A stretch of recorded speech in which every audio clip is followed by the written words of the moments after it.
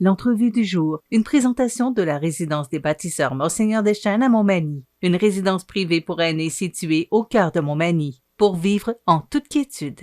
La résidence des bâtisseurs Monseigneur Deschênes à Montmagny, une résidence privée pour aînés située au cœur de Montmagny. Personnel compétent, service 24 heures sur 24, infirmière, entrée sécuritaire contrôlée et plus encore. La résidence des bâtisseurs Monseigneur Deschênes pour vivre en toute quiétude.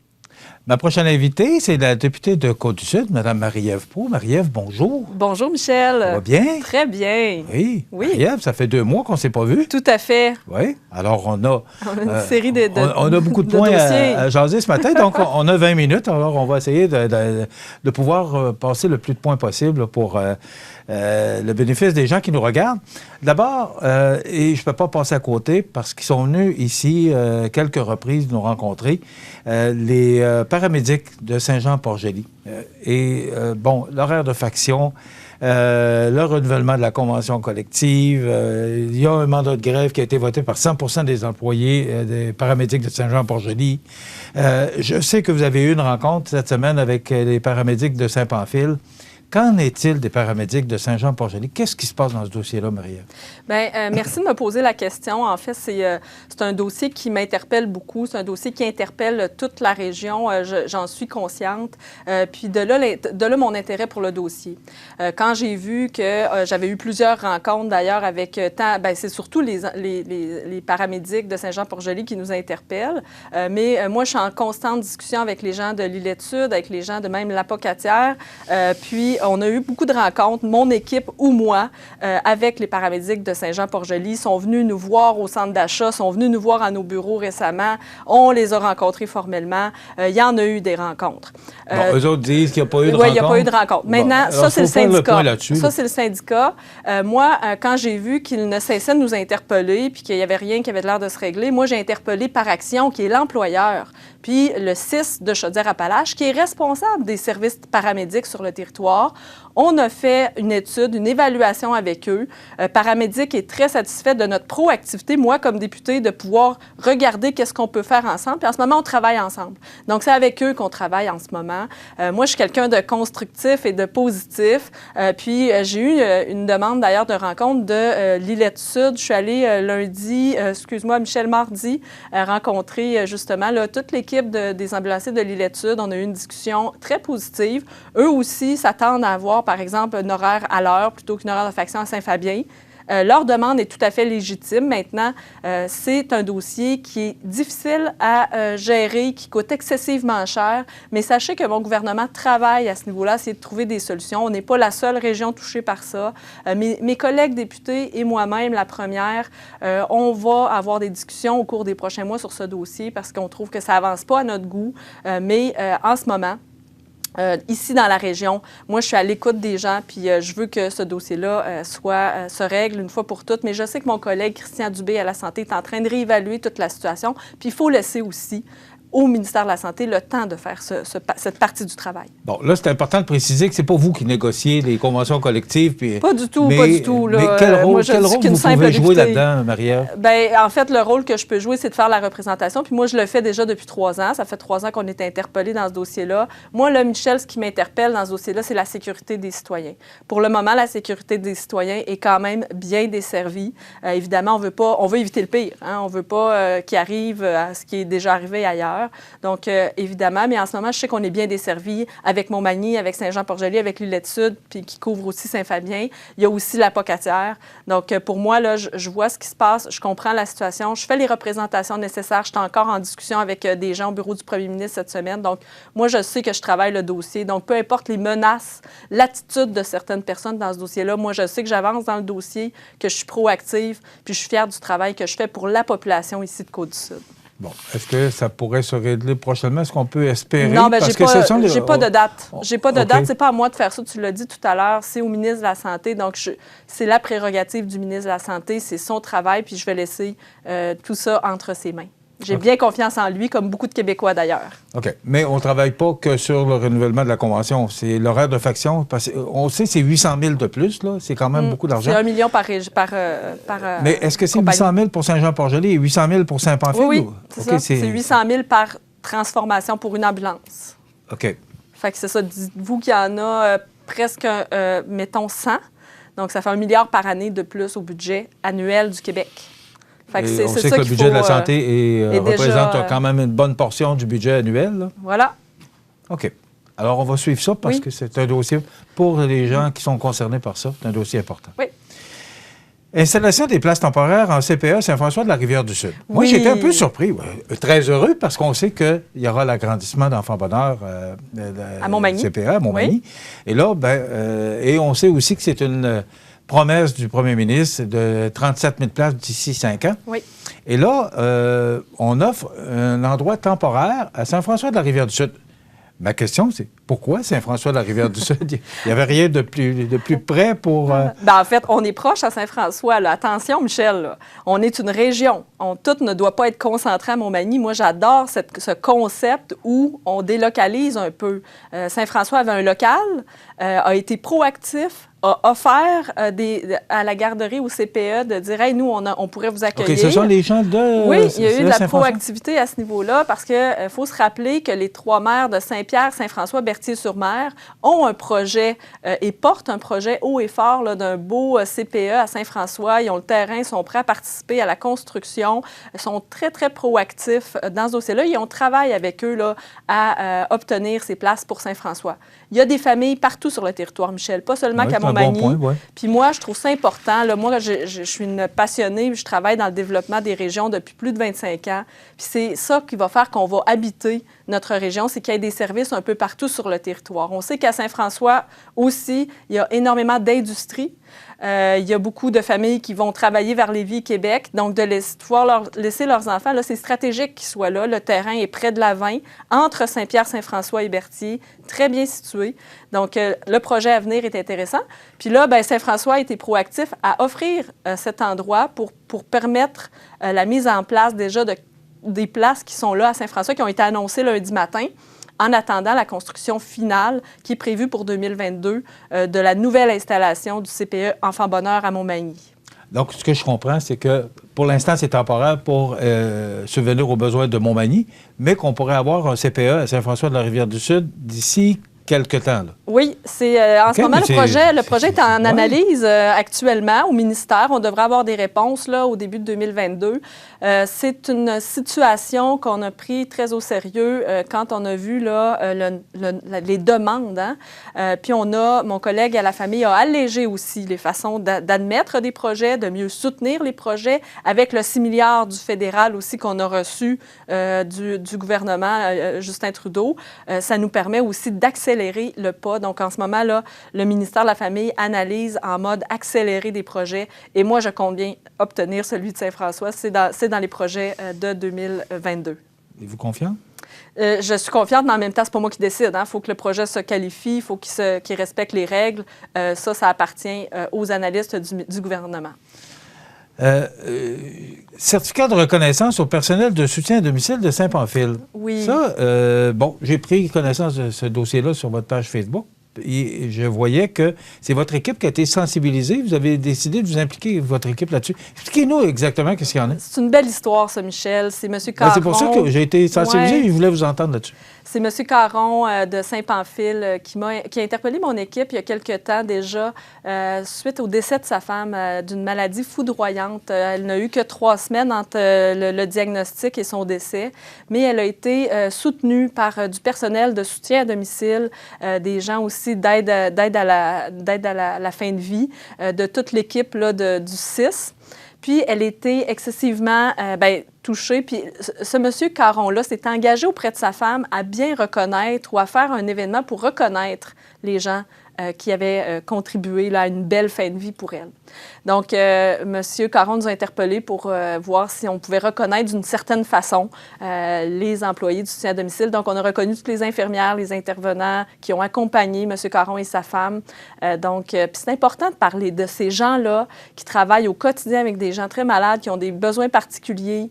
Ils sont dans leur intimité, puis on n'entend jamais parler de ces hommes et ces femmes. C'est surtout des femmes qui font le soutien à domicile, puis je tenais à les reconnaître reconnaître. Pour moi, ils ont un rôle crucial à jouer, particulièrement dans nos petites communautés comme Saint-Pamphile et les environs. C'est parce que, justement, c'est Saint-Pamphile. C'est pour ça que ça m'a interpellé, puis je voulais vous en parler, parce que c'est une communauté qui est tissée serrée. Tout à fait. Et je pense qu'on en fait la démonstration. Donc, puis bravo à tous ces gens-là, à toutes ces personnes qui travaillent au quotidien avec les gens de leur communauté. Là, c'est des gens qui ont un très grand cœur puis qui savent faire leur travail. Ça m'a touché beaucoup d'échanger. On a pris une demi-heure ensemble là, pour échanger, pour parler de ce qu'ils faisaient au quotidien, de comment vivait M. Caron aujourd'hui. Ça a été un moment très touchant cette semaine, Michel. Annonce importante faite par M. Legault, Mme McCann et Jean Boulet pour les personnes qui veulent changer de carrière ou revenir sur le marché du travail. Et ça, on en parle de plus en plus parce que la pénurie de main-d'œuvre, on en a pour les 10 prochaines années. Maintenant, est-ce qu'il y a, Marie-Ève, des programmes pour la pénurie de main-d'œuvre? On sait que nos entreprises ont de la difficulté à pouvoir augmenter leur production parce qu'on a un problème de pénurie de main-d'œuvre. Est-ce qu'il y a des programmes? Est-ce que pour notre région immédiate, moi, c'est toujours mon chez nous d'abord, est-ce qu'il y a des programmes pour aider ces entreprises-là pour parer à ça, la pénurie de main-d'œuvre? Bien, il y a d'abord le crédit d'impôt à l'innovation et à l'investissement qui est là. Ça, auparavant, puis ça, je suis fière de ça, c'est moi qui ai proposé ça à mon gouvernement, qui a poussé pour ce volet-là. Avant, ça a arrêté au Bas-Saint-Laurent. C'était Bas-Saint-Laurent et les régions là, périphériques. Maintenant, Chaudière-Appalaches et toutes les régions centres, à exception faite de Montréal et Québec, peuvent recevoir le crédit à l'investissement. Toutes les entreprises peuvent le faire. Ce crédit à l'investissement peut servir à achat de matériel pour automatiser sa production. Il y a aussi Investissement Québec qui a beaucoup de programmes et de soutien pour favoriser, faciliter l'automatisation. Mon collègue Jean Boulet a annoncé avec Daniel McCann, comme tu le disais, Michel, le programme dans le fond, pour revoir sa carrière ou changer de carrière. Puis ça, c'est des sommes là, importantes qui vont soutenir les gens qui veulent faire une autre carrière, qui veulent s'en aller dans les métiers de la santé, de la technologie et du génie pour améliorer là, toute la capacité des entreprises. Évidemment, il y a aussi l'immigration. Puis mon collègue Jean Boulet... Je voulais vous en parler. Je parlais avec mon collègue Jean Boulet cette semaine, justement. Il travaille en ce moment sur un plan pour accélérer le tout. Il a rencontré le fédéral la semaine dernière. Même Justin Trudeau s'est excusé de ralentir le processus puis de refuser des francophones au Québec. C'est inacceptable. Maintenant... là, il s'est excusé, il veut aller, mais là, il faut agir. Puis je sais que mon collègue Jean Boulet va proposer quelque chose au début de l'année pour accélérer l'immigration. Donc, déjà, on aura un projet à 3 pattes pour favoriser ça. Mais il faut se dire, Michel, qu'on est en train de rattraper 20 ans d'inaction. 20 ans d'inaction, là. On le savait, à la fin des années 90... On savait qu'il allait y avoir une pénurie de main-d'œuvre. Moi-même, j'ai étudié ça à l'université, qu'en 2020, il y aurait un début où ça commencerait, puis que pendant 10 ans, ça serait vraiment pas agréable. On aurait pu mettre en place des politiques publiques, accélérer l'automatisation des entreprises dans les années du début 2000 jusqu'à aujourd'hui. Mais on n'a rien fait, contrairement à l'Allemagne, qui l'ont fait, eux. Puis aujourd'hui, ça amoindrit les effets de la pénurie de main-d'œuvre qu'ils peuvent vivre aujourd'hui. Donc, on a un rattrapage à faire, on est en action, on travaille avec les fédérations des chambres de commerce, avec le patronat pour trouver des solutions et accélérer le tout. Mais il y a des solutions qui ne sont pas si simples à appliquer malgré ce qu'on pense. Je voulais vous emmener là-dessus parce que là, on parle du gouvernement qui a des programmes, mais est-ce que les entrepreneurs sont prêts à automatiser leur entreprise? Parce que est-ce qu'eux aussi ont de la difficulté à suivre la cadence? C'est une grande question. Je ne sais pas si on a assez de temps pour répondre à ça, mais c'est un bon point que tu amènes puisque il faut que tout le monde puisse faire sa part, puis il faut que les entrepreneurs veuillent aller vers l'automatisation, veulent investir aussi de leur argent, puis comprennent l'effet que ça va avoir à long terme. Moi, je prends l'exemple toujours d'ici de Marquis, imprimerie Marquis à Montmagny. Le milieu de l'impression là, était voué à une fin en soi. Eux, ils ont renouvelé l'impression, ils ont inventé de nouvelles avenues, ils ont automatisé, ils ont investi, ils ont mis des sommes importantes en automatisation, ils ont augmenté la formation de leurs employés, donc leur salaire.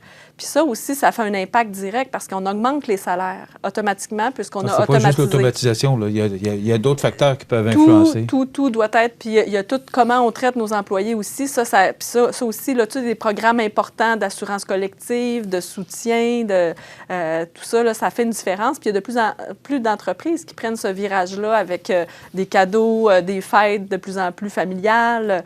C'est exceptionnel. Moi, je trouve que c'est une bonne nouvelle pour les gens qui ont un emploi. Ils sont mieux traités. C'est agréable maintenant d'aller travailler. Puis ça, je pense que ça fait la différence, en plus de tous les autres programmes là, qui existent du gouvernement. Marie-Ève, le temps passe très vite. Oui. Je veux vous emmener parce qu'il y a eu hier dépôt de projet Dôme amovible pour le terrain multisport La Prise. Est-ce que vous êtes impliqué dans ce projet-là? Je te dirais, Michel, pas vraiment. Je dois t'avouer que c'est pas mon projet préféré. Moi, j'aurais pas fait ça, mais pas du tout. Toutefois, pourquoi? Qu'est-ce que vous auriez fait?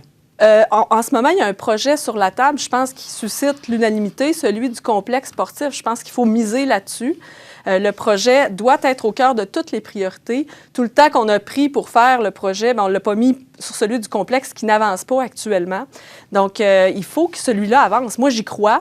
Moi, c'est ce que je veux. Puis, j'appuie ce projet-là à 100 %. Il y a des choses à travailler. Puis, celui-là doit être au cœur des priorités. Maintenant, lequel que vous appuyez à 100 %? Complexe, okay. Sportif, bon. culturel. Mais le dôme amovible? Non, c'est ça. Comme je vous dis, ce n'est pas mon préféré. Maintenant, okay.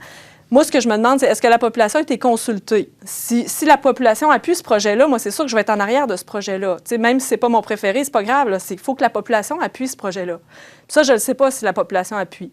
Maintenant, bien, si les organismes qui ont déposé dans un programme, l'analyse doit se faire. Au-delà du fait que ce que je pense puis que ce ne soit pas mon préféré, l'analyse doit se faire. Puis après ça, on verra ce qu'en dit le ministère qui analysera le projet. Puis on laisse court. Moi, pour le moment, je travaille sur le complexe sportif, culturel. On a eu des bonnes discussions, mais il y a encore beaucoup de travail à faire par la région ici. Bon, on sait que le dépôt pour la salle d'Édouard Bélanger, l'agrandissement de la salle de réfection, a été déposé depuis un certain temps auprès de la ministre Nathalie Roy. Il en est où, ce dossier-là? Parce que c'est une partie du complexe, oui, c'est une partie du dossier. Là. Il y a encore, là, dans les dernières nouvelles, les discussions que j'ai eues avec les Arts de la Seine, c'est qu'il restait encore des dossiers ici à fournir. Tout n'est pas signé, tout n'est pas préparé. Donc, une fois que tout ça sera fourni, l'analyse pourra avoir cours. OK. Hier, vous avez annoncé 2 900 quelques mille là, pour le projet de l'Arc-en-Ciel. C'est un projet qui est là depuis 5 ans sur la table parce que j'étais très près de... C'est un dossier qui m'interpelle beaucoup, la Maison de l'Arc-en-Ciel. Quelle belle nouvelle pour notre région parce que cet organisme-là aide les gens qui ont des enfants handicapés, peu importe le handicap. Là. Alors, c'est une belle nouvelle qu'on a eue.